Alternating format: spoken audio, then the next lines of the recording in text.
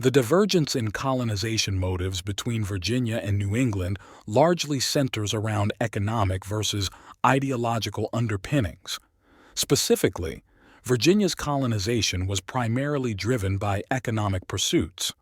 Conversely, New England's establishment was fundamentally influenced by ideology, with a significant emphasis on theology or religion, which itself can be viewed as a form of ideology. This delineates a clear distinction. One group of colonies emerged from a quest for economic gain, while the other was conceived from religious ideological convictions. Beyond motivations for colonization, there were significant regional geographical differences. New England's landscape sharply contrasts with that of the Virginia Tidewater region. New England, characterized by its healthier environment, dense forests, and rocky soil, was ill-suited for plantation agriculture. This geographical reality precluded the cultivation of tobacco or other typical plantation crops found in Virginia. Consequently, New England settlers predominantly established small, family-operated farms. These farms could not be sustained over time because of the inheritance practice among the Protestant settlers, which differed markedly from that of their Anglican or Catholic counterparts.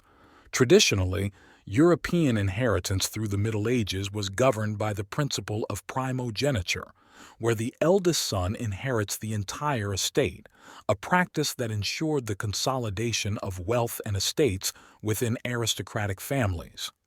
However, in New England, a system of partible inheritance was adopted, whereby every son received an equal share of the inheritance. To illustrate, consider an estate owned by a Catholic with 7 sons.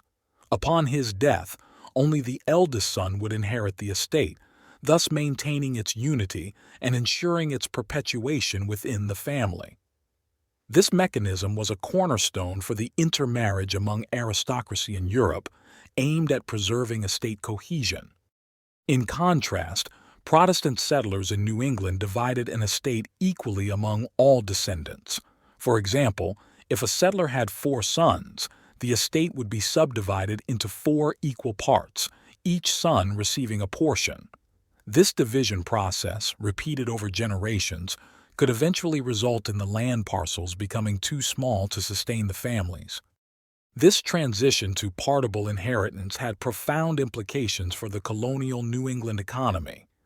It fostered the development of numerous smaller farms, promoting a more egalitarian distribution of land but also leading to challenges related to land fragmentation and sustainability.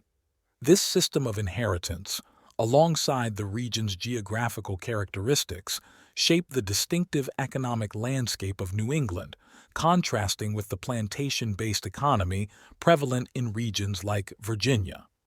Many New Englanders are forced to seek alternative means of livelihood when they find their inherited farms too small to sustain traditional farming.